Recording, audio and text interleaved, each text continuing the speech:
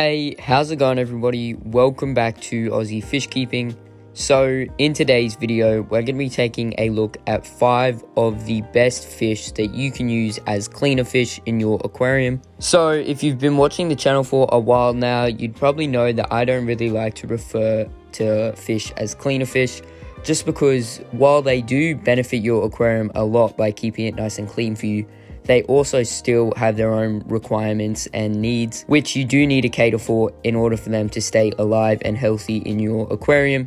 Although it is pretty ironic that the title of this video is Top 5 Best Cleaner Fish, when I don't really agree with that term. But anyway, throughout the video, I'm just going to refer to them as cleaner fish so we don't get too confused. So I've come up with a list of my top 5 fish that I love to keep in aquariums, just to help keep the aquarium nice and clean for you. So without any further ado, let's just jump straight into today's video. So as for the first fish on the list, this probably comes as no surprise to anybody. We have Bristlenose Catfish. So Bristlenose Catfish are a lot of the time sold as suckermouth catfish or cleaner fish, just because they do go around your aquarium eating all of the surface algae on your rocks and glass. So these guys can be super helpful for that reason, because obviously it looks a lot better when you don't have algae smothering all your rocks and glass in your aquarium. Although, like I said in the introduction, you do need to care for these guys as well, and they do require an algae pellet or some sort of food to supplement them with. Although, with that being said, they are a very simple fish to take care of, and a lot of the times you will find them just eating all of your algae in your aquarium. So these guys won't eat things like blackbeard algae or hair algae, and they'll mainly really stick to like green spot and surface algae and stuff that just grows on your glass and, like I said before, your rocks and ornaments. So depending on what algae you have growing in your aquarium is obviously depending if you are going to get these guys or not. And another thing I think that's important to mention is that these guys don't eat like your fish poop or anything. They strictly just eat the algae and obviously the food that you feed them. They will eat some leftover food from your fish, although they won't go around eating like all the decaying matter and debris in your aquarium. But yeah, I definitely think Bristlenose are one of the best fish that you can keep in your aquarium to help keep it nice and clean. So moving on to the next fish on our list, we have one that I think might surprise a few people. We have cherry shrimp. So cherry shrimp are a super awesome little fish to have in your cleanup crew, just because they pick out some of the algae on your surface of your aquarium, and they also eat some of the decaying matter in the bottom of your aquarium as well. And on top of all that, they will sometimes eat some of the leftover food if you have fish in that aquarium that is left by your fish. So cherry shrimp generally go around picking at a lot of different surfaces in your aquarium. So most of the time they're either trying to feed off some biofilm or even some microorganisms that are growing and living around your aquarium. So one thing to remember with cherry shrimp is they're not going to just keep your aquarium 100% clean, and they're not going to keep your whole surface of your glass and all of your plants and rocks completely free of algae. Although if you do keep them in a smaller sized aquarium, they definitely do a great job at keeping that nice and clean for you. So that is one of the reasons I think cherry shrimp are definitely one of the best little cleaner fish that you can get for your aquarium. Okay, so moving on to the next fish on our list, we have another catfish. We have Corydoras Catfish. So Corydoras Catfish or Corys generally don't eat any form of algae at all, and most of the time all they're doing is eating small bits of leftover food or some sort of decaying matter in the bottom of your aquarium. So they do definitely do a great job at keeping your substrate nice and turned up and clean, and what that does is by turning up your substrate and going through it, that just kicks all the debris into the water column, which obviously gets sucked up by the filter. So that is probably one of the reasons they're great at keeping your aquarium clean. Although in saying that, like I said before, they will definitely go around eating small bits of leftover food and also eat some decaying matter.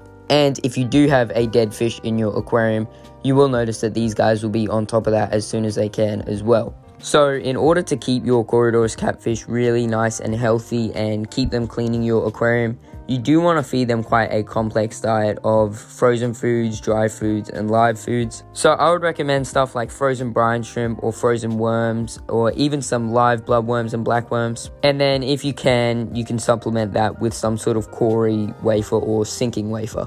So one of the things I love about Corys is that you can get a whole bunch of different colors and patterns, and they all generally do the exact same thing. So for those reasons, I definitely think Corydoras catfish are another great little cleaner fish that you can get for your aquarium.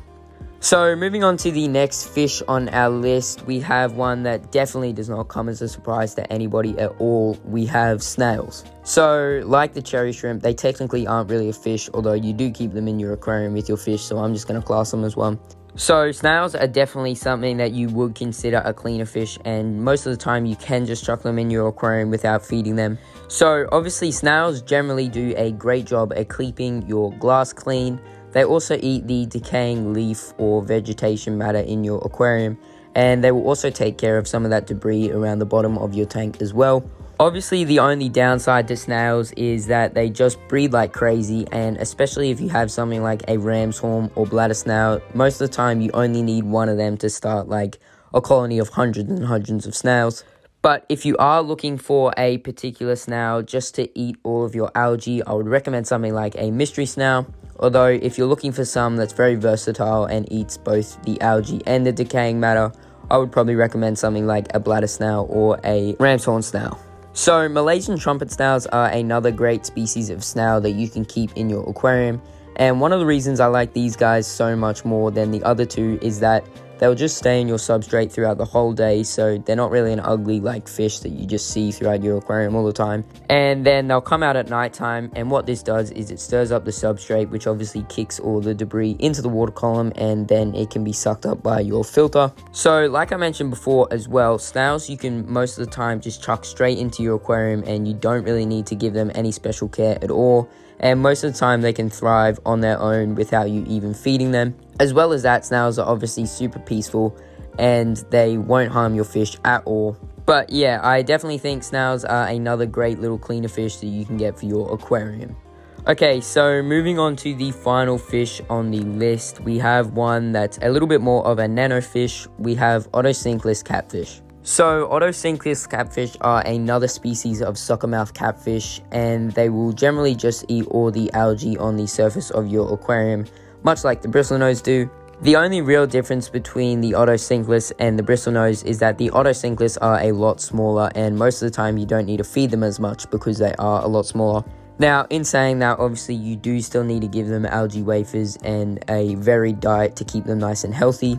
Although, like I said before, they can go for much longer periods of time without you needing to feed them. So, being such a small fish, Otocinclus catfish definitely make a great little nano cleaner fish, and the other great thing about these guys is they won't actually hide as much. So, even though they are quite a small and shy looking fish, they actually aren't, and most of the time you will see them out and about in your aquarium, which is obviously super cool. But yeah, with that being said, I definitely think Otocinclus catfish are one of the best little cleaner fish that you can add into your cleanup crew for your aquarium.